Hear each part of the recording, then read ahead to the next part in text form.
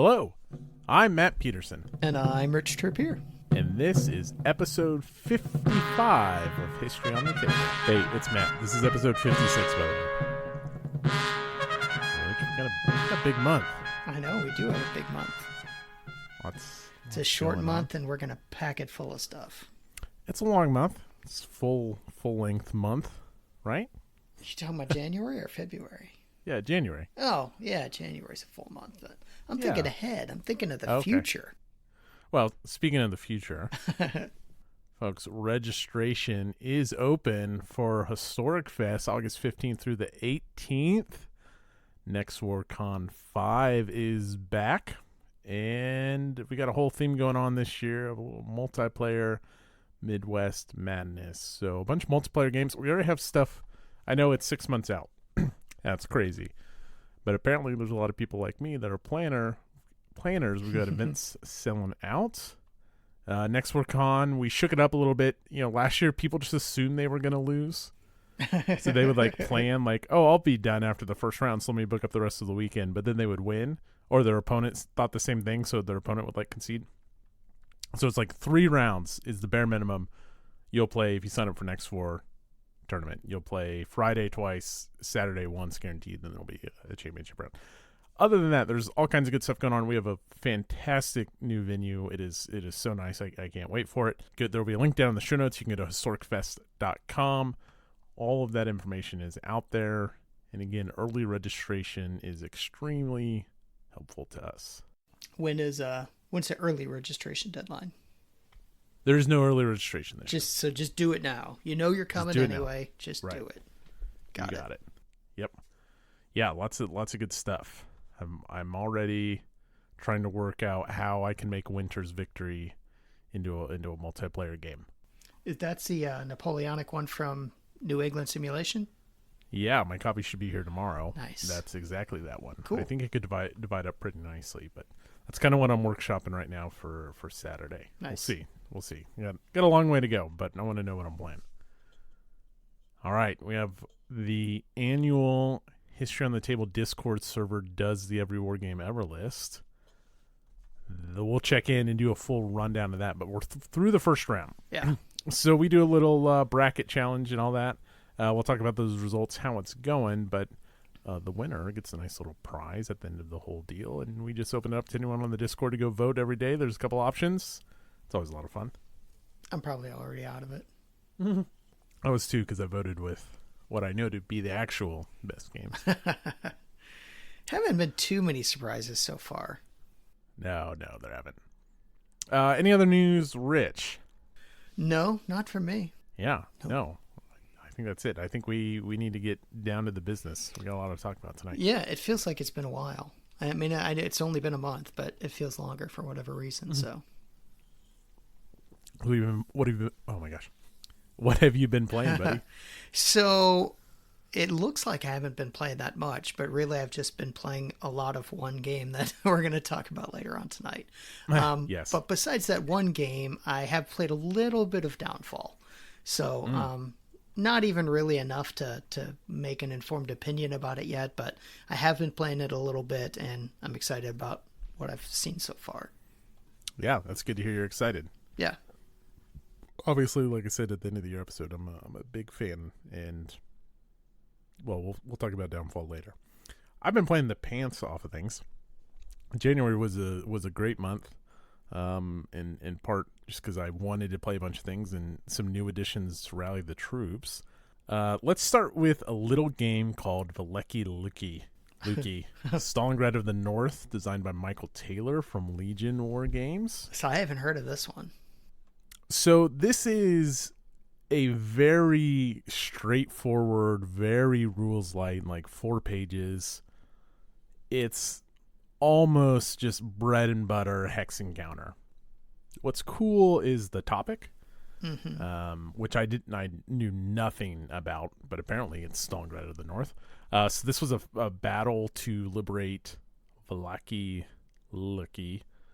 in 42-43, and it's just got interesting terrain that allows for interesting strategic decisions to be made. It's really small footprint. It's probably about, 12, 15 hexes long by 10 hexes wide, with a bunch of river and other stuff in a very fortified German-held city. Look, it's not anything that I would necessarily write home about, but for $16 and something that you can rip open in the mail and be playing within like 15 minutes, it's not bad. It's certainly not it's not like the best thing I've played over the month, but it's far from the worst thing I've played over the month. Coffee shop game? Yeah, I mean, it's that small. Yeah. Yeah. Maybe not like on a tiny table. And again, it is run-of-the-mill hex encounter, but it is so well put together and it plays so quickly. I mean, I soloed it. I don't know if you couldn't play it to completion in under an hour unless you like really were whizzing through. So as long as you're okay with being at the coffee shop for an hour. Yeah. If I'm going to pay $5 for a cup of coffee, I get the table for an hour. Well, let's talk about Khe Sanh 68. So this is from Decision Games, and I forgot who designed it, but it's part of like a small game line of games they have. Again, I should have maybe put more work into this, but also I probably shouldn't have. So this is a solo-only game. It's designed by Joseph Miranda, and it's Khe Sanh. And what's kind of cool is you have this AI deck for the Vietnamese, and you're flipping over cards, and it tells you what to activate, and it adjusts the time. So time will go up and down based off, you have a whole menu of cards you can select from, and those cards may be one-time use, or they may go back into your little portfolio you can select from, but everything's manipulating time, and if the time track ever reaches 0, that's the end of the game. The problem is this game isn't balanced at all, and so what I was just doing was dumping all of my Air Force into any hex that I could, and then just running the clock down to 0. Like, my first card draw didn't do a lot for the Vietnamese, and it's like, well, if I just like kind of speed up and don't get a lot of things that make the time go up to keep the game longer, like I can just take these highway hexes and maybe go capture one hill, and that's enough for a win. It was like there was no interesting decision there was no tension. That's a better word, because I actually really like you have a grip of cards, and some of them will always be available to you, but sometimes they're burned once. And like just having a deck that's easy to play for the AI is always good. Like you don't have like any like cumbersome steps you have to take to run the AI. So like as a whole, the series design is actually pretty good.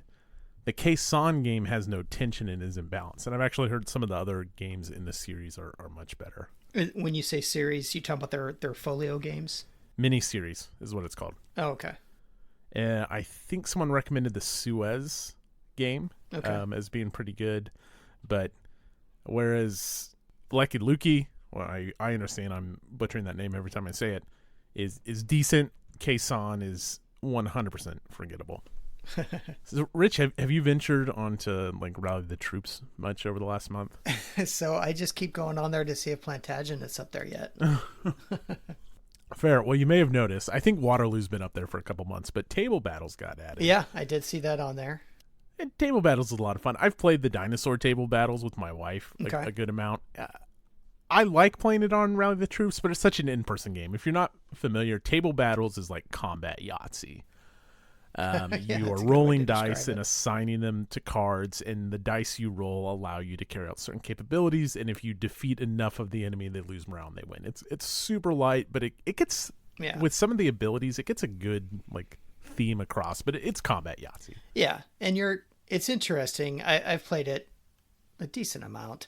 The fun in it is that you're not just, so you're using dice to defend and dice to take away your opponent's attacks, and there actually is strategy to it, even though you're just always just chucking dice. So I mean, I'm not going to say it makes you feel like a military commander, but no. There's definitely strategy to it. Yeah, and it's just fun. I mean, it's a fun dice chucker, and it's a fun twist on it. I think you lose a little bit playing async. Like, I don't mind, because it's like I have other games on Rally the Troops. Yeah. It'd be like a fun live game, which Dinosaur Table Battles has been, to like see your opponent's reaction as the shenanigans happen and you roll terribly. All right, the real game I want to talk about, Rich. All right, here we go. Rich, I'm not being facetious here, and I've made some bold claims over the past couple months. I legitimately mean this, and I was very skeptical of this series. Waterloo Campaign 1815 by Mark Herman is probably the best rules light, small footprint, whatever I don't want to say magazine game because there's big magazine games out there, but you get what I'm saying. Quick playing game I've ever played. It is fantastic. Really? I'm thinking like the highest thing we have on game, right? This is a C3I game. Okay. It's based off the Gettysburg game that Mark Herman did, and the same system that Rebel Fury is using. Okay. So Operation Pegasus is a magazine game that takes a while to play. That's probably the highest like small footprint game, if you will, on our list. It's kind of stretching it there. The next one below that, I think, is Red Flag Over Paris for like a small game. Just like real quick glance. And this kind of knocks the socks off. It's like right there with Operation Pegasus, but Operation Pegasus is a deeper game. This plays much quicker. And if you're unfamiliar, the interesting thing about this series is when you're doing maneuvering, when you're moving, you can move as much as you want until you enter the Zoc of an opponent, like an infantry. If infantry enters a Zoc, they stop. Or until your opponent passes. But if your opponent passes, let's say he draws up his combat lines, like, I'm good with these, I pass, then you'll roll a dice and you'll have X plus that die roll, where X is determined by the round, that many more moves left. So it's this game of almost cat and mouse, but you don't really know who the cat or the mouse is, this game of maneuverability until things are finally locked into place. And I don't believe this is in Gettysburg. With Waterloo, your HQs can be on a maneuver side or a combat side. Mm-hmm. If that's in Gettysburg, I apologize, I just haven't played it. And they may contribute to battle depending on what form you have them in. I've been churning games of these as much as I can. I love this game. It's addictive. And just super snappy, really light rules. Combat, you just are looking at stars on the counters. And you tally them up, and you may get something for being in a town, or some rain might come along to make artillery less effective, which is just a die roll modifier. You're not really tracking artillery. Super recommend it. You can go play it on Rally the Troops in time to get Rebel Fury, which should be shipping next month. Big fan. Really nice. Big fan. Yeah, I saw you've been talking about it, but I haven't played that one yet, so I'll have to check it out. Yeah, I kind of kept saying, it's one of those games I should fire up a Waterloo game now. It's on Rally the Troops, but I'll just be pushing the buttons around. And then someone asked on the Discord if anyone wanted to play. I was like, all right, at the beginning of the year, I'm going to read the rules. It's this is better than what I thought the system would be. Yeah, I recommend it. Nice. And it's super fast. You can knock the rules out in no time. Rules. Who needs rules? Who needs rules?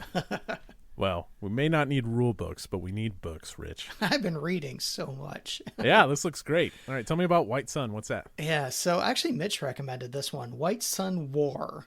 It's a book about it's like Next War Taiwan in a book, basically. Okay. So it takes place in, I want to say 2028, I think. And it's told from a historical point of view. It's not great. It's interesting. It definitely makes you want to play Next War Taiwan. He does have some pretty cool ideas of what warfare might be like between two superpowers, 4 or 5 years down the road.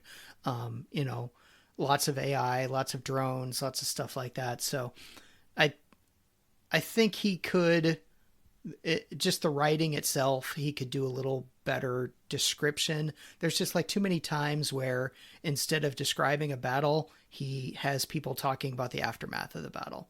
So there's a little bit of that, but overall it's a pretty good book. It's not great, but it's pretty good. I enjoyed it. Nice. And then another one that I'm reading right now is The Battle of Britain by James Holland, who is an author that I like. And, I went into this actually thinking that it was just going to be kind of about the air war, but he goes all the way back to the beginning of World War II. He's a very big into context. So, yeah, but it's good. It's, it's from a British point of view, everything sort of leading up to the time of, the invasion of France leading up to Dunkirk and then the air war. So that's sort of the heart of the book, but it's good as well. Very good. So I also returned to an author that we are both fans of. There's a new version, this one narrated by him. Oh, really? Plantagenets. Yeah. Interesting. New audiobook version. Dan Jones, The Plantagenets, Warrior Kings and Queens Who Made England. Yeah, I actually thought about reading this one again because obviously we're playing that game now. So, is this Right. the first time you've read it? This is the first time I read Okay. Plantagenets. I interrupted reading way too many good books. First, I had to binge a reread of Catch-22, which was amazing. Finished that. I had started Plantagenets, finished Catch-22, and then I was like, I want to go read War of the Roses again. So you have read that one though. Yeah, Okay. I read War of the Roses. Gotcha. But then I was like, I want to read some more of the Roses for Plantagenets, the game. But now I am back to the Plantagenets, which is significantly longer than War of the Roses. But it's the same Dan Jones. It takes a potentially like a super interesting period of history that I know Jason from Advanced After Combat has like described as real life Game of Thrones, and that's exactly what it is. So it's a really interesting piece of history, but you have so many like actors and like family lines that it has the potential to read very boring. Is what I've always assumed, and just makes it very digestible. Dan Jones is an excellent writer, and Plantagenets is ringing true. I'm greatly enjoying it. I'm almost certain I'll rate this a 5 when I finish it. Yeah, it's a good book. Dan Jones, you can't go wrong with him. That's interesting, though. I kind of like to hear him read it, just to hear it in his voice. He's better than the War of the Ring narrator, which he was great too. And then I had a hold on the Templars, also by Dan Jones, come up at the library, but it expired because I was like, well, I'm reading so much stuff, and have a long way to like half of Plantagenets to go still. So I will renew the Templars and dive into that because I'm really enjoying Dan Jones, as everyone should. Nice. All right. So I'm excited about a lot of things this month, but Rich, what's got you hot blooded? What are you horned up for? So I am all horned up for something that I am finally going to get to do this Saturday. Yes, I'm going to learn jealous. to play War of the Ring. Very jealous. Yeah. So yeah, Mike, it's funny. I was over at Mike's house a few weeks ago. I think it was actually the day we recorded last, playing Pericles, and we were talking about War of the Ring. And even I was joking with him, about how, he takes every game and he's one of those guys that likes to tinker and make games better. And he said every game except for one. And I said, what game is that? And he said War of the Ring. And I said, oh, do you not like that one? He goes, no, it's already perfect. Oh, wow. So it's like, okay, well, I've been wanting to play this game. You definitely have to teach me now. And yeah, I'm going over there this Saturday and he's going to teach me. He messaged me on Discord today. He's like, well, how much experience do you have? Which expansions? I'm like, I'm starting from 0. And he sent me like 6 player aids, and he's like just bombarding me with information. So he's even more horned up about it than I am, I think. So I'm really looking forward to it. Very good. That's on my shout out to our office manager, Patrick, with the 2024 Hot Bod resolutions. War of the Ring is on my 2-play resolutions, which I'm making great progress on. Yeah, I should have put it on there now that I think of it. It's been on my sort of bucket list of games that I should have played by now. So yeah, I'll count we'll it have to anyway. talk about that this year. We should put it on the list or something, because it's long overdue on our list. Yeah. And obviously, based off reputation, makes me think it would shoot up towards the top. Okay, well, I'm going to mention Mark Herman again. Here's the deal. If you missed the January GMT update, which we're not going to talk about because it was almost 2 weeks ago, but you can go to gmtgames.com and check it out and all that stuff. Shipping this month, I'm going to double dip. I'm going to count 2 games, and I'm going to couch this as just Mark Herman Civil War. So I got to give a shout out to W.A. Wilson, who has been the final push for me to finally try For the People. And I have that on P500. So the new printing, the 25th anniversary edition of For the People, is coming out. Should be showing up mid-February. And then at the same time as shipping is Rebel Fury. Rebel Fury, of course, is a collection of scenarios of the Waterloo game. And then if you're unfamiliar with For the People, it is it's a card-driven game. It's like an all-time classic. Yeah. Right? I mean, For the People has been around for so long. And when I tell people... So many times when I tell people, oh, I love the U.S. Civil War, it's my favorite game, it's usually, oh, have you played For the People, or have you played the Civil War? Like, it's always, which, Mark Simonich credits both of those games that played a big role in influencing some of the design choices for U.S. Civil War. So, very excited to finally dive into For the People. And it's like $45, that's pretty good value, I think, for like an all-time classic. Like, or not even whether it's an all-time classic or not, just like for a war game these days. $47 just seems like a great deal. Do you know, is there like a family history for the people going back to We the People? Are they similar, or are they? I know they're both Mark Herman. They're both card games. Are they similar, or are they? I think totally I different? looked into that a little bit. I think they're completely different. Like Okay. I just think they just happen to share similar names. Okay, because I've played We the People, but I haven't played For the People. We the People People is American Washington's Revolution. War. Yeah, that's Washington's War. Well, yeah, they We the redid People. the combat system, Right, from what I right. understand, and made it Washington's War. Yeah.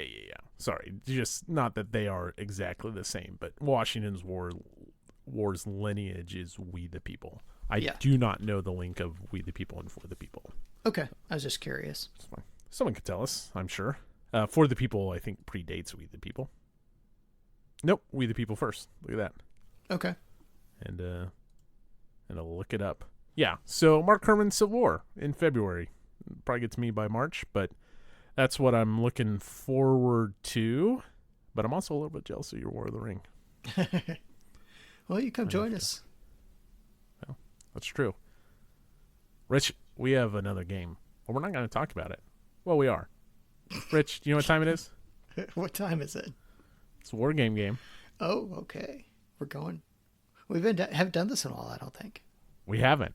It's the Wargame Game. It's the game of games. Rich, come on down. Here's how it works, folks. Rich has a 10-point countdown point tally thing. Basically, if he gets the game without any clues, he gets 10 points. If I give him one clue and he gets the game, he gets 9 points. And we keep going until Rich says, just give me the rhyme. Yeah. I think you'll get this one, though. What's your first guess? We've been talking about Napoleon, so I'm going to say Fallen Eagles. Nice. No. No. All right. This game came out in 2023. Oh, new one. Okay. Yeah. That's the clue? That's the clue. Game from last year. I really have to pull back on this game. Like, there's a freebie for you. Like, I really have to pull back. It would be way too obvious if I didn't. Okay. What came out last year? Men of Iron, Norman Conquests. Stop. Is that right? It's right. Yes! Oh 9! Son of a bitch. I was like, man, what's a game that I know Rich will know that I can mess with him and like give you the artists and like maybe give you the publisher and just like pull back and like obviously hold back designer, hold back series, hold back time period. I was just gonna like make it as hard as possible, but like a dead simple game. Damn it! This is the best day ever. I love it. Nicely done, sir. That's what I get for picking something. We're going back to the oddballs next month. I don't want to hear any of you on Discord saying you beat me this month. Yeah. I don't know. There's a good chance like Patrick or Andrew or like Rob, those guys who are like way into Men of Iron and are a little upset that Men of Iron's out of the tournament already. Like maybe they will. Yeah. Nah, they'll probably heartbroken be like, there's no way it'll be Men of Iron. Then they'll, well, there you go, folks. Well, it doesn't make for much of good content if you get it on the first one, because then there's like no like. Yeah, that's all those ones that I messed up all over the last couple years. I was just doing that for content's sake. I knew all those. Yeah, I knew all those weird artists from 1983 games that you mentioned. Right. You wanted the listeners to feel smart. Yeah, I did. That's right. I love it. You know what else I love? Talking about Levy and Campaign. That's right. Specifically, tonight's featured game. It's a long time coming. Yep. It's actually not that long time coming. We only started talking about this game a couple months ago. We got a good one. Plantagenet, Cousins' War for England, 1459 to 1485, designed by Francisco Gradaille, a.k.a. Paco, art by Robert Altbier and Matthew Wallhead. This was released by GMT Games in 2023. Rich, tell us a little bit about Plantagenet. Yeah, so this is a game about the War of the Roses. It is the Levy and Campaign system, this is now, I believe, the fourth game out. So we've already talked about Nevsky and Almoravid. We have not talked about Inferno, but that would have been the third one, and this is the fourth one. Yep. So the War of the Roses was, like you saw in the little subtitle there, the Cousins' War of England. It was a couple of very rich families arguing and killing each other over who had the right to be king. So The game itself, it's a one mapper. I think it's all mounted. I know mine is mounted. I don't think it comes any other way. Not a whole lot of chits. Everything fits easily into one tray. There's some wooden bits that mark, the locations of your armies, and then you've got little not battle boards, but boards for your lords that you can keep your troops and all your supplies on and everything, as well as some privacy screens, which I highly recommend playing with. It's an optional rule, but the game is just even better if you don't know how many troops that guy has as he's approaching you, and you have to make a decision whether to go into exile or not. The game itself is similar to the previous ones, at least the two that I've seen, but it does build on it in some important ways. If you've played a lot of Nevsky, you'll know that most of Nevsky is fought with sieges. So the basic move is just to bring an army up, sit there, starve the guy out. You don't see that many field battles in Plantagenet. There's no sieges. Everything is you either go into exile or you fight a battle. Those are your only choices. And going in exile is not really that bad. You'll lose some influence. It'll take you a turn to recover from, but it's not really that bad. It's much worse to get killed. The points in the game, the way you win the game, is actually by having influence. So the battles are not a way to take control of land. They're really a way to get influence points.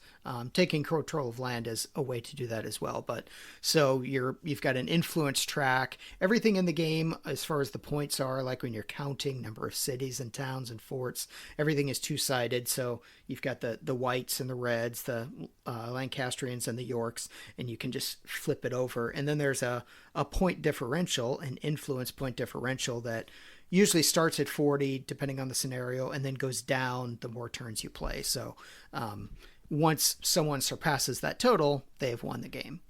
There's a bunch of scenarios in there. Really, you can... Well... There's three main ones and two trial ones, and there's one that links the three main ones together. Yeah, there's a bunch of light ones, but... Yeah, I mean... So there's a bunch of little ones that sort of teach you how to play the game. Like lots of... I don't know how many. I didn't play that many of them because I always just usually skip to the campaigns. Like you said, there is a campaign that links everything together. I haven't played that one either, but on that one, you can actually play up to a point, and depending on it plays like a campaign where the next scenario is set off of the first. Or you can just play from the beginning or from the middle, or there's probably something at the end too. I've played the beginning and the middle scenarios both quite a bit, so that's where my experience is, but they all kind of play the same. It's really just which lords are on the map at which times, and there are often some special rules, such as when this lord comes in, this guy has to leave, I guess historically, because they hated each other and stuff like that. Yeah, I think just if you're completely unfamiliar with the Levian campaign, it's a point-to-point map. A big element of this is supply and transport. Now, if you have played some Levian campaign like with Nevsky, you know that there's different types of transport. Here, it's mainly carts. You also get some ships. They're used and are explicitly limited in the amount of counters as ships, and you only have 2 on a Lord max. But mainly it's cart movement. The way transport changes here is transport is handled by type of road you're on. So highways you can move twice on, whereas paths like take up your whole turn if you're going to move on a path. And you can give abilities to your lords that affect those things. And that supply is a huge component of the game, because every time you move, you have to feed your army. And then a huge component of Plantagenet is coin and taxing. Now, coin's always been present in Levian campaign, but usually you're using coin to extend the service limit of your lords. What's great about Plantagenet is that whole puzzle of trying to keep your lords on the map and keep them alive so they're not removed from the game for good. Don't get me wrong, your lords will die because you'll get them in battle and they'll lose a death check. But there's no term limit for your lords. Instead, taxes are paid at the beginning of each round. And if you don't have the money, you're going to go get the money. You're just going to piss a whole lot of people off. And so apparently the people do not like it when the soldiers pay and collect the money themselves. Yeah, right, exactly. And so Rich kind of talked about how areas will change control, and that's a huge part of this game. I think I talked about when I first started playing Plantagenet is you take the levying campaign core and you make significant changes. Sieges are out, battles simultaneous. We'll get into all that stuff. But then you add this area majority game. So the fact that you're pissing off everyone around you and taxing them, you're yielding control of all of the surrounding points that you're touching. So you're yielding control of those. That's huge. And giving up influence. The cool thing is even when you're just trying to get people on your side, you're always spending influence to do it. So you're having to give up influence to get something that's going to get you influence. So there's a give and take to everything. And if you try to spread it too far away or with a guy that's not very influential, you're going to end up just wasting it. So it's obviously you don't want the soldiers rampaging in your own lands, but everything you do almost is going to take influence. Yeah. Influence, which is victory points, like Rich explained, is this crucial currency for everything you're trying to do. And so, just like levying campaign, you'll be levying for different abilities on your lords, different troops. What's really cool here is you will deplete areas on the map. So if you use an area for supply, if it's not a port, again, there will be slight differences in the rules depending on the location, but generally speaking, it'll get depleted the first time you use it. If you use it again, it'll be exhausted, and that cuts it off for both players. And that's true if you tax it, and it's true if you use it for troops. So not only are you vying for control of all these territories across England, you're also manipulating them for your own personal use, to eventually get into combat with each other. And combat in this game is very bloody. Rules wise, in terms of writing the rules, it's a subtle change, but it's a major change in terms of how combat plays out. But combat is simultaneous here. I believe Inferno was the same way. I'm almost certain that the first 3 games of levying campaign were defender strikes first. Yeah, there's still an order to it. You always still do ranged first and then melee, but like you said, those are both done simultaneously. And that makes things very bloody, and it makes combat a little less clear. If you go in on equal forces, obviously before, you'd have a huge advantage to the defender. That's gone.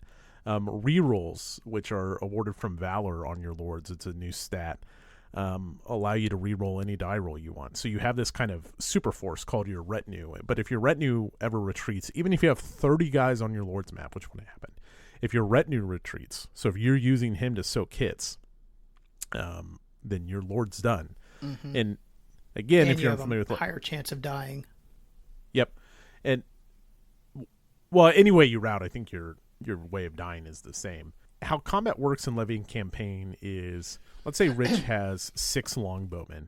Those 6 longbowmen automatically inflict 12 hits. 2 ranged hits per longbowman is how it works out. And each type of unit has different stats, but let's just start with that.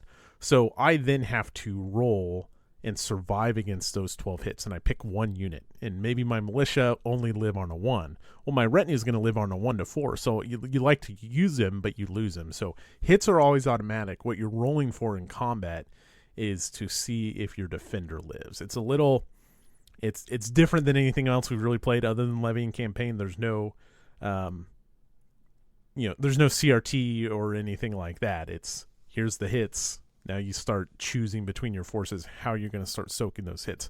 Those units won't necessarily die. You roll to see if they live later. But if all of those guys get hit, then your lord routes and the battle's over. One of the differences, if you've played Nevsky, is the way they do vassals and mustering. So instead of you can, assuming there's everyone's in the right place on the map and the timeline and everything, you can muster lords just like you do in Nevsky, and they'll get their own mat and everything. But you can also muster vassals, and either side can potentially muster a vassal. So a vassal kind of acts like another retinue. It's, not mechanically.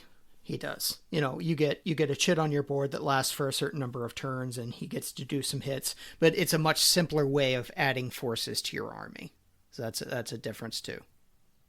And I like it. In general, the combat is much more streamlined. It goes faster.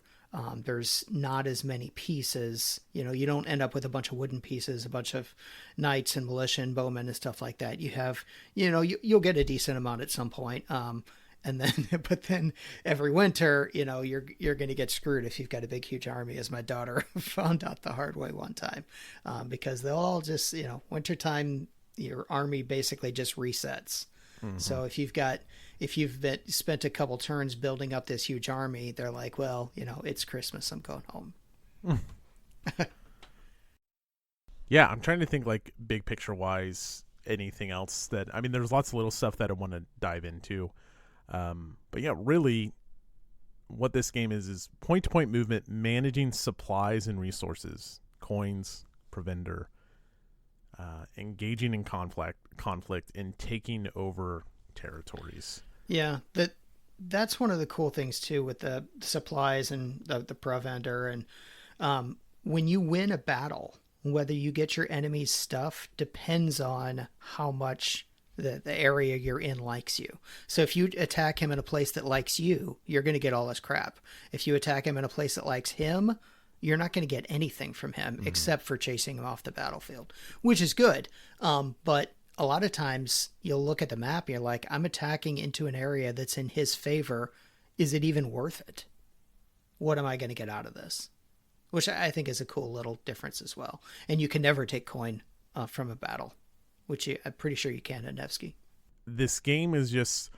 There seems to be so many different levers, so many things you should be considering. It is a significant change from the past Levian campaign titles. Like, it is very different.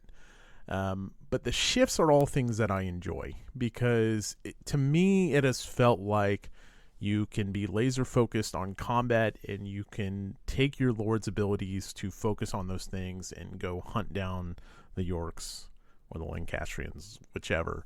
And you can run them around the map and just try to eliminate your opponent. Or you can take like this turtley strategy where maybe you're going to just try to take over Wales or South England or whatever, you name it. And you're just going to try to move it around, spread your influence and build up a base of influence. Yeah. I mean, if you can get Calais, London, and Harlech, that's going to be a lot of influence just from those three every turn. Yeah, and there's also ability cards where you can just like passively get extra influence points, and those things are threats. They seem subtle.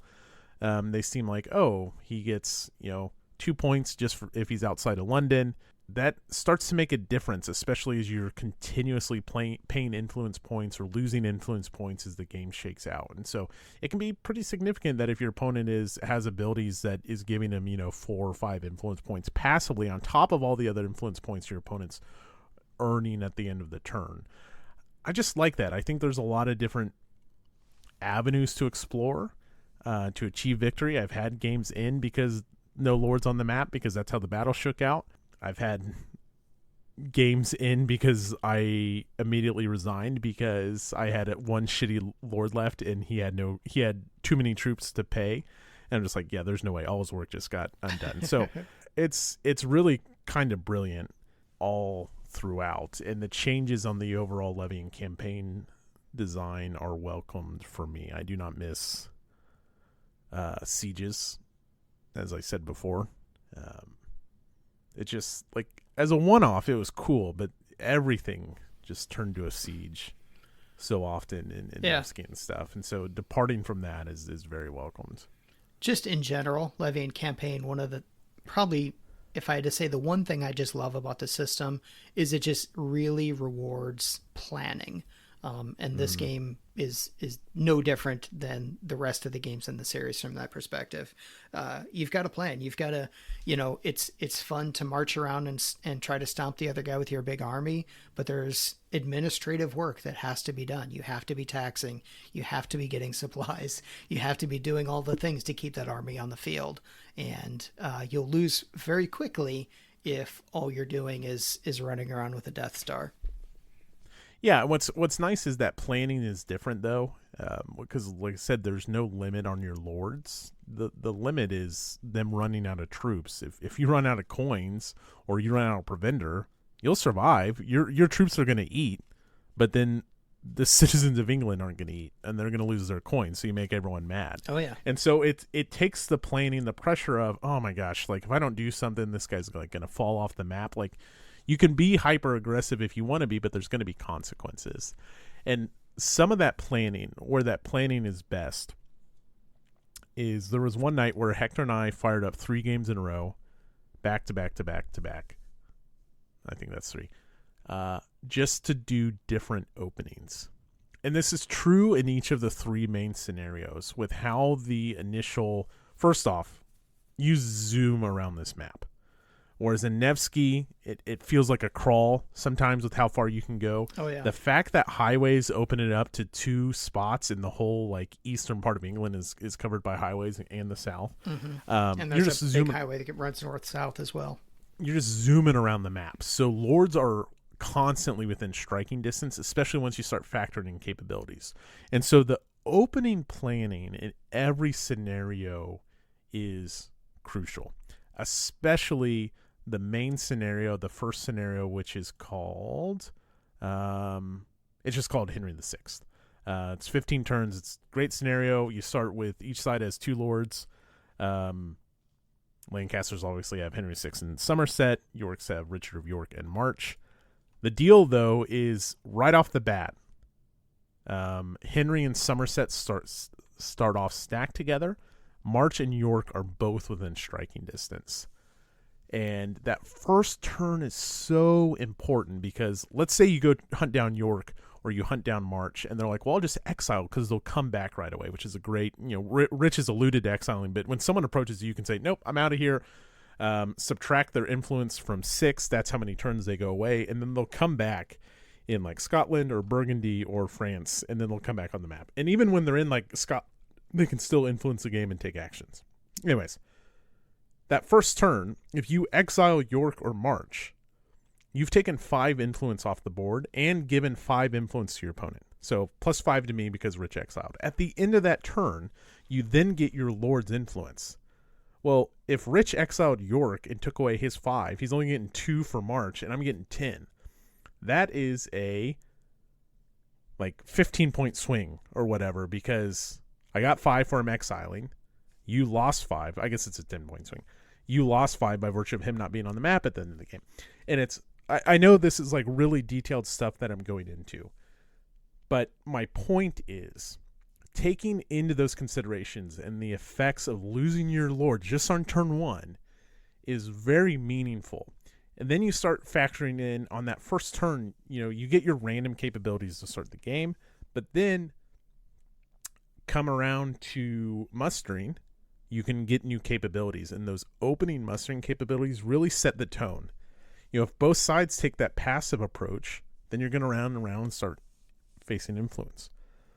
But if both sides immediately gun up and get the missiles and get the maximum mobility and stuff, well, you're going to be in it for a fight. And someone that opening turn is going to set the tone for one side. Now, the Yorks could run north. The Yorks are going to get the first move, but they're not stacked together. So you're only moving one of them. So that's another thing. We didn't mention that. In every scenario, one side is the king and the other side is the rebels. Right. And the rebels always go first. Yep. And so again, on this Henry VI, the Yorks are obviously the rebels that are going first. So yeah, okay, you're like, I'm going to move York first. And we haven't even talked about this. If you don't know about Levian Campaign, it uses the Angola turn system, meaning you craft a deck of, let's just say on the first turn, you pick 4 cards. And among those 4 cards, you're going to pick amongst your lords. And so you'll activate those 4 cards based off the order you set your deck in. Yeah. And you'll go back and forth flipping a card off the deck. Yeah. So Rich may activate York first, but then that leaves March open. If he activates March first, well, I'm probably going to go kill York right away. I mean, it's just so interesting, the opening moves and the opening strategies of this game. Yeah, creating that action deck is one of my favorite. That's... Yeah, I mean, the action deck's great. But even, that's in every Levian campaign. The opening of Plantagenet is mind-blowing when you start thinking about the possibilities.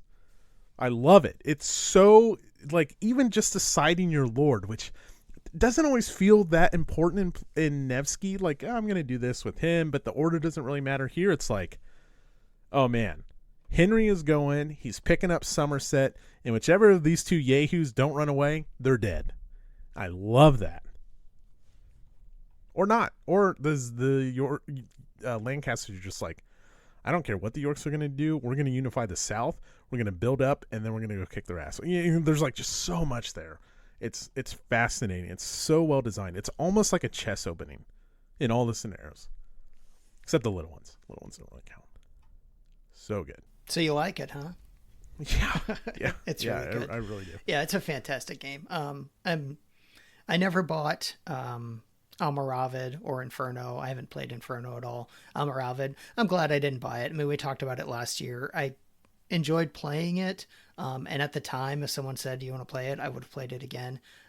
I'm going to keep Nevsky, but I mean, I don't see a reason to play anything besides Plantagenet if I want to play a Levian campaign game at this point. My Nevsky's gone. You got rid of it already? Well, yeah. Yeah, I mean, here's the deal. Yeah, and if Nevsky would... I wouldn't be surprised if I do. I'm not sure that I'll play it, but I'm holding out to it for now. I would absolutely keep it if it goes off Rally the Troops, and I'll just like reacquire it. Like, here's the deal. It's like Mary Kondo in this shit, right? Like, Can it be replaced? Right now, you can get a copy of Nevsky. Can I do I need it? No. And can I access it? Yeah, just go play it on Rally the Troops. Yeah, Rally the Troops is amazing. Which is a shame. Like, I just it'd be really hard if someone's like, let's play Levian Campaign. Now that'll change when the hotness wears off and it's like we're 6 months away from Nevsky. It's like, oh, it'd be kind of cool to go back to I love the Nevsky theme, right? Mm-hmm. But unforgiving. Almoravid's already out the door. I got rid of Almoravid. I like it. I liked Almoravid more in a lot of ways than Nevsky, but it's gone already. Not saying you have to get rid of yours, listeners. It's just, if someone were to ask me, the answer is going to be Plantagenet for the foreseeable future. Yeah.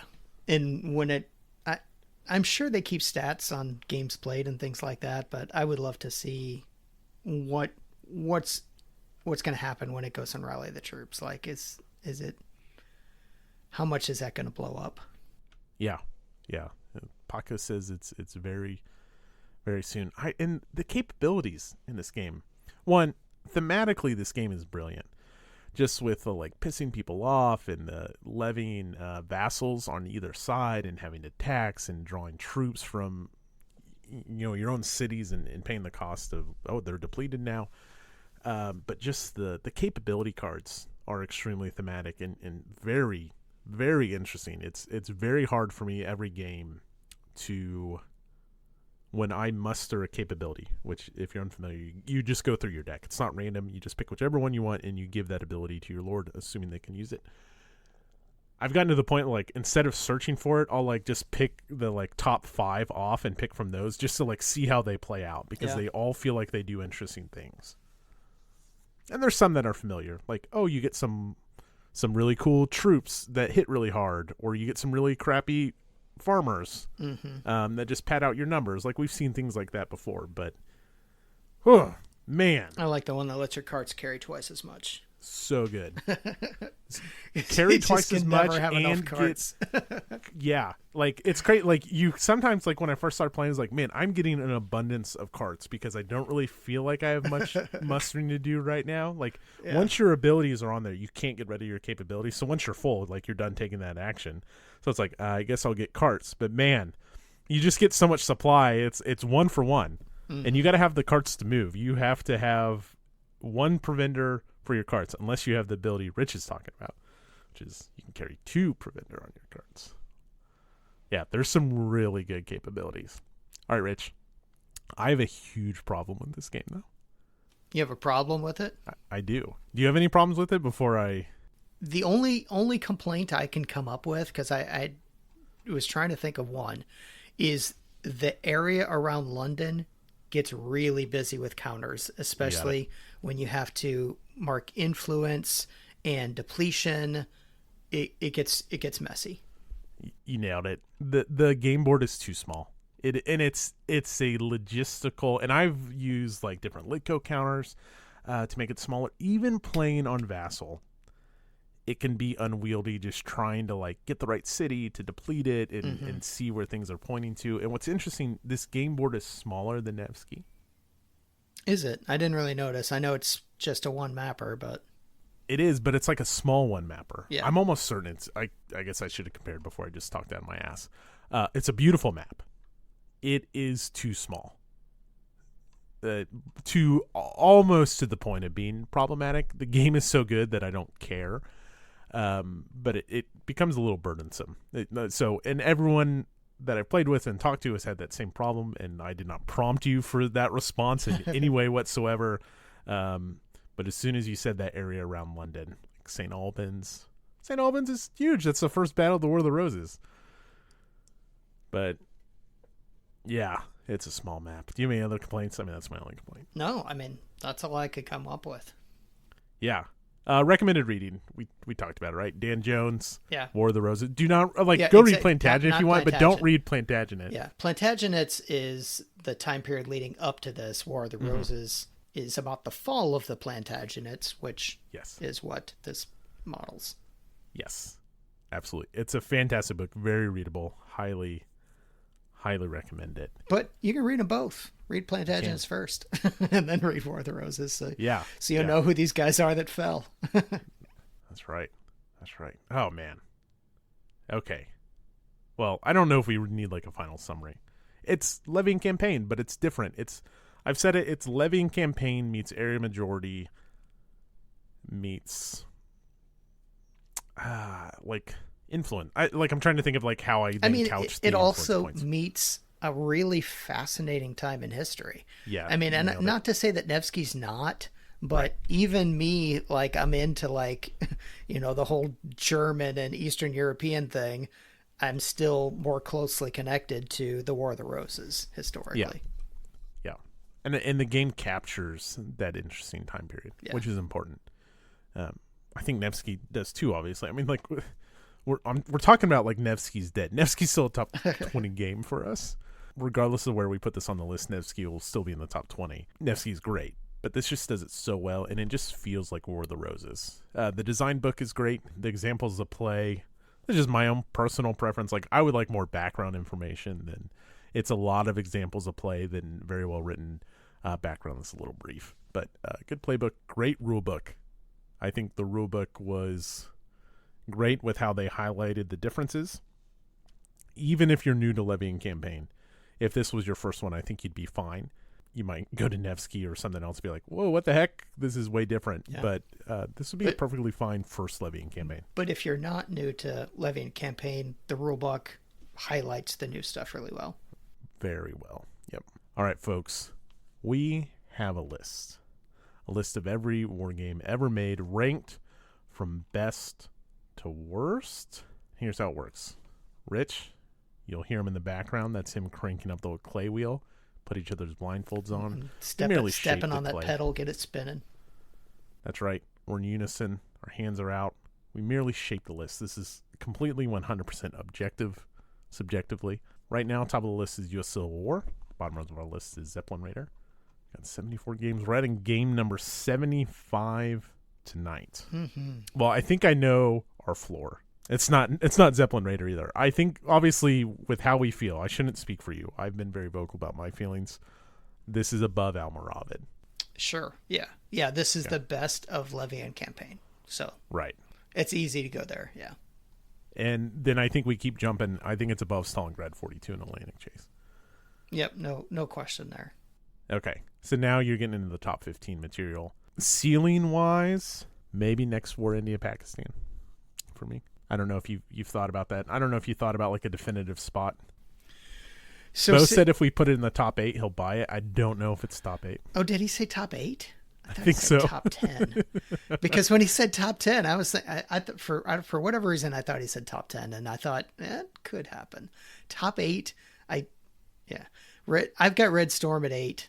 Next, it's not going to be above Red Storm. Okay. Next War India Pakistan is 9. I mean, we're in the area now. Yeah, and I've played Empire of the Sun now. to a certain extent. So it's not like Empire of the Sun is this like great unknown to me anymore. So we know our ceiling. We don't have to talk about how like the top 6 is impenetrable. What about Here I Stand in Plantagenet? Yeah, so Plantagenet will not get to the heights of Here I Stand a single day with 5 other people. You know what I mean? Yep. But it's a lot more approachable as well. 2 people can sit down and have a blast playing Plantagenet, and that's not going to happen with Here I Stand. I know. Yeah, I'm not exaggerating when I said we played 3 games, and it was not like, oh, let's re-rack. One game was let's re-rack because I had one shitty lord and he had to pillage, which is where you tax all the surrounding areas. And then the next game, I killed him. He had no lords on the map. And so then we fired up the third one, and that one's still ongoing. But that's what I mean. Like, you can play, this is playable in a night if you really push it. Yeah. And you know what? Man, turns just fly by too. But anyways. I feel like the game that this is closest in quality to is Dien Bien Phu. Yeah. Which is 13 on our list. That's, yeah. So I think I would want it to go one slot either way of Dien Bien Phu. Okay. So not above Here I Stand. No, I don't think so. Yeah, I wasn't 100% sold on putting it above Silver Bayonet. Oh, man. Silver Bayonet's so good. I'm going to play Silver Bayonet again. Downfall has a vast... Yeah. Soon as I can get my table cleared off, I need to play Silver Bayonet again. I keep looking at that on the list on number 10 going, holy cow, it's such a good game. I keep thinking about the little missions, too, which are, like, totally fun. Yeah. Okay, Dien Bien Phu. So what do you think, above or below? I would put it above. Dien Bien Phu is a more unique design. There's nothing quite like Dien Bien Phu that I've played. More asymmetric, whereas Plantagenet is more symmetric. Yeah, and this has the advantage. Now, my understanding is Plantagenet did not start as Levy Campaign. I'm not going to knock a game for being something in a continuing series. Like, just look at GCACW. It doesn't matter that it's like the 13th game in a series. We still love it, right? Yeah. But Dien Bien Phu does feel like the more unique design. Plantagenet's more fun to me. And we've talked about this before. Like, we have this, like, conversation of fun versus design quality. I think they're both designed wonderfully, by the way. I don't know. It really doesn't matter one way or different to those two. I mean, I think you kind of nailed it on the head with Dien Bien Phu. I could go either way. It's up to you. Let's put it at 14 then, below Dien Bien Phu. I don't know about that. Yeah. Okay. I'm fine with it. I mean, we're splitting hairs there. Yeah. It's a top 15 game, no question. Anything getting past Plantagenet's going to have a hard. Now, we have some great games coming up next month. Yeah. But, you know, we talked about Axis Empires already being like, here's a new checkpoint. Okay, you cleared the Axis Empires gauntlet. Well, now you got to clear all this other stuff, and you have to get through Plantagenet. And good luck. Yeah. I think that's top 14 right now is our tier 1 game, or tier S if you want to call that games. Yeah. I think if you asked me personally, I like Plantagenet more than what I've seen from Empire of the Sun, but I think maybe as a whole, just as a design, like, I'm so good with it, I'm just letting like people know how I feel personally. Mm-hmm. Like, Plantagenet is just outside top 10. If you scratch Red Storm from my list, because I haven't played it still, Plantagenet's a top 10 game for me. Next year when we do the top 20 list, be on the lookout for Plantagenet. Yeah. Oh man, Plantagenet's good stuff. It is really good. You know what? It's not in our top 8, but you should still go buy a copy of Plantagenet. Yeah, I agree. It just captures War of the Roses like what I imagine so well. You know, it's not Men of Iron. It's not like super detailed combat or anything like that. But it's just an awesome area majority supply game. Have you played Kingmaker? No, I had a copy of the old one, but I gave it away because I haven't either. I just never thought I'd get it played. Yeah. Just curious. I mean, I'm not suggesting that Kingmaker is a top 15 game, but I was just curious because when I think of a War of the Roses game, that's the other one I think of. Okay, nice. They just had a new version of it come out last year. Yeah.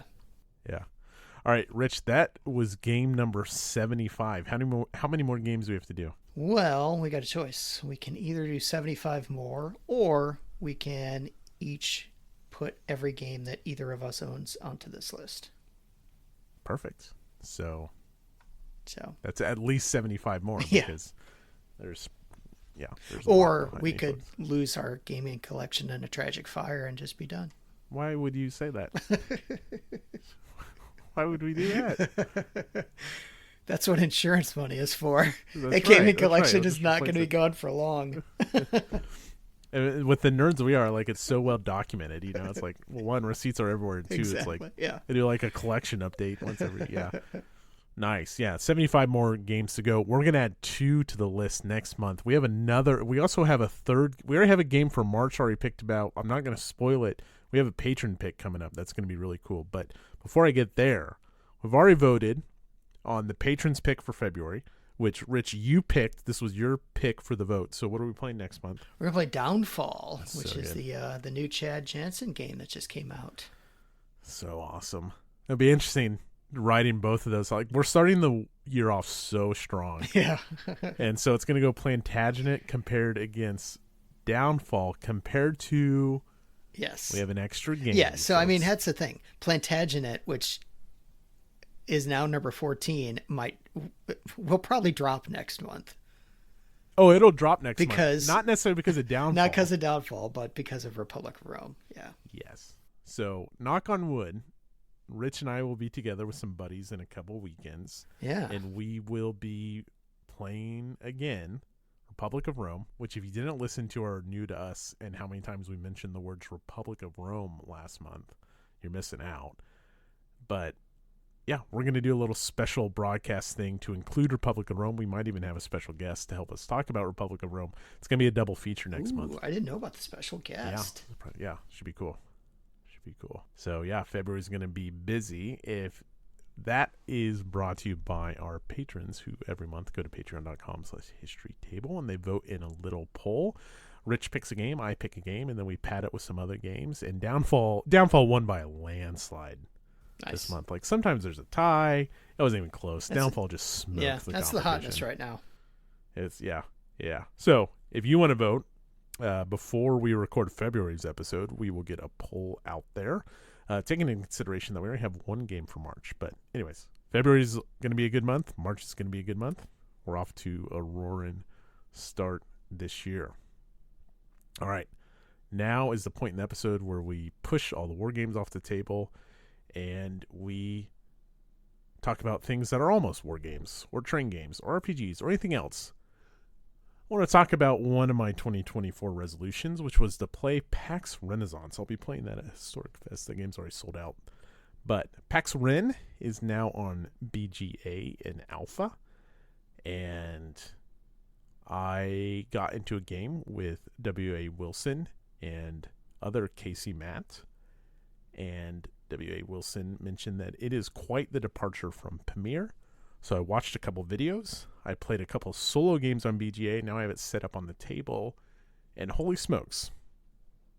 My first impressions are very high. It's got the trappings of Pax Pamir, right? Okay. You get 2 actions. You have a tableau, yada, yada, yada. But there's so many things that trigger as you play cards. So it sounds similar to Porfiriana. It's looking for a specific condition at a specific time.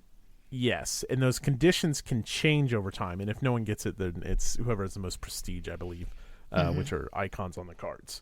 But what's interesting is when you play a card, it's going to potentially trigger like a one-shot event, and it may put new pieces on the map, and it may cause like a peasant rebellion, or it'll be a queen that runs off and gets married. And as you like complete these battles, you'll take control of these kings, and you can maybe convert those to republics. It's just and then you can do like this trade route thing, but it's placing these pieces on the map to then set up those one-shots to be effective. That right now, again, just with my solo plays and a few turns into opposed plays, playing asynchronous, it just feels, the decision space just feels like really interwoven and more like complex with like Pamir. You take the card, you play the card, and then you have these actions available to you, and that card will drop pieces on the map. Mm-hmm. But this is like dropping pieces as well as fighting a battle, or dropping pieces and taking control of a king because you like married him off to the queen you just played. And then you have this right tableau for the east and left tableau for the west. And when you take the actions on a card, you're taking the whole east tableau. It's not just one card. You're doing like 5 actions if you have 5 cards or something like that. Really it's fascinating. I'm gonna look forward to exploring the pants off of this throughout the year and then playing in person at Kansas City. Very good. PAX Renaissance now on BGA on Alpha. Yeah, I'll have to check that one out. Yeah, let me know. I like I was told, it's not like drop in and like point and click and see what happens. Now, you can kind of point and click and see what happens because the undo is very generous, which I appreciate. Like you can see like, oh, how will this peasant revolt like what are the results of this peasant revolt? Because nothing's random. It's all like pre-calculated, so you know how it'll go. So you can like click through and see what will happen if you carry out your turn this way, and then you can just hit undo, which I really appreciate when I'm learning a game like this online. All right, before I do the Discord vote rundown and kind of talk about that, you got anything? Yeah, this was on Discord as well. Did you see this Triumph Kickstarter? Yeah, from Phalanx. Yeah, do you know anything about that game? Because I mean, no. I mean, I think I saw like some game images beforehand. Yeah, it's being. I haven't followed this at all. It's being compared, not in quality or depth or anything like that, but maybe sort of like a Republic of Rome light or anything. So I was curious about it. I was just that's curious. A bold. Yeah, I know. I mean, just to mention Republic of Rome in that sentence is attention getting. So that's why I was curious to know if you knew anything about it, because I hadn't. I got to give it to him. My general policy is don't kickstart Phalanx games, because I feel like in the past shipping has just like, oh, this will be our miniature market, and then I can get free shipping. I don't remember shipping ever being like, what is 12 euros? Which is like, I mean, that seems fine for a board game. I mean, it's Phalanx, so it's going to be like produced with all kinds of stuff in it. But I just feel like in the past, I've always been turned off by Phalanx Kickstarters because of they're kind of pretty high shipping costs to the United States. So good for them. I don't know how they worked it out, but that seems much more reasonable than what I've experienced in the past. Yeah. And if it wasn't that way in the past, I'm sorry I misremembered, but that's just the feeling I remember having. So I would be interested, but not really. I wonder why they switched away from GameFound. I feel like they did Purple Haze on GameFound. Now they're back on Kickstarter. I wonder what the switch was. Sure, it's I don't know. All financial stuff. I have no idea. Yeah. Oh, speaking of miniature market, though, you hear that their Manchester location closed? I did hear that. Yeah. Look, ever since they got bought out, I bought a couple things from them since the buyout, and they kept sending me shit in those yellow envelopes that are like packed full of dust. It's not dust, obviously. It's like gray, soft packing material, and they ruptured every time. So like my RPG books would just like, once you open those up from the side, it's like you opened up like a chimney trap. Well, and so like gets all over you, and then like my RPG books are covered in that shit, and so like I've complained to them, and I haven't done a lot with them since then. They've kind of gone downhill since the buyout. I didn't even know that, because obviously I always just pick it up. But sure, yeah, what it means for us though is that right now St. Louis Historical Gaming doesn't really have a place to play. So. Yeah, they said they're moving further out west somewhere. We don't know where, and we don't know when either, or we don't know if they're going to have a game space for us. So they do have another location out in St. Peter's. It's a lot smaller. The gaming space is not great. So I'm not sure what we're going to do for the next few months. Interesting. Yeah. Oh, sorry to hear that. And I should say, like, What game did you get in the GMT sale that I got from Miniature Market? Was that Downfall? I think it was Downfall. I got Downfall in the sale, yeah. Yeah. Yeah, so, and like, I could have gone to Miniature Market and got it for $5 less. I grabbed Downfall from Miniature Market because I was just like, I'm not going to mess with the GMT sale on this. I think it's going to be popular. Let me just like get my copy. Yada. Like that came in a real box. But there was a string of RPG books and like dice and shit that came in the really shitty yellow envelopes packed full of shit. That just kind of turned me off. So, you know what? You may go to Miniature Market and have a great experience. For the past, all of my experience at Miniature Market has been fantastic. But I got kind of turned off from them a while ago. Anyways, could be great. You could have a great experience, but I don't know. Yeah, I mean, obviously the best thing for me was that I always got free shipping because I could just go to the store and pick it up. So Of course. well, Well, that's saving $10 or $15 on every game I buy. yeah. Plus, like you walk into miniature market and sometimes they'll have a ding and dent that's in perfect condition. That's like another $10 off. Sometimes it's funny though because you'll see the ding and dent. They'll have a game on the ding and dent, and they'll be like, "Oh, this is 40% off for 100," but the regular price is $120, and then 10 feet off, 10 feet next on the shelf away from it, you see that game is like $75. So yeah, right. All right, so history on the table. Does every war game ever list? Couple interesting. Sorry, I closed it and now I'm scrambling to pull it back up. So we're in the round of 32. I think the lowest remaining seed is Men of Iron American Revolution Tri-Pack. Is the lowest remaining seed at 37. It and Men of Iron are going to get obliterated by Rhodes to Gettysburg and on to Richmond 2 is my prediction. As far as upsets, you mentioned there weren't many. Men of Iron Tri-Pack upset Empire and Arms. I think that's probably just like a popularity thing. Just like most people probably haven't played Empire and Arms. And Few Acres of Snow upset Bloody April. That's like bottom of the barrel stuff. Fine games. But I don't know. Yeah, you're right. Salerno 43 upset Blitzkrieg Legend. I was a little surprised by that. And was it Stalingrad 42? That one lost, didn't it? That is up today, losing to Atlantic I was Chase. Of a different one then. It's losing to Atlantic Chase. Oh. Yeah, which I thought was interesting. Okay. That's probably excuse me. So what are we in? Oh, we're throwing round 3 now. Yeah, we're in the round of 32 now. Gotcha. Yeah. So what we're going to do going forward, we're not going to go through every result. There's a link in the Discord, all that stuff. Now the juicy matchups are happening.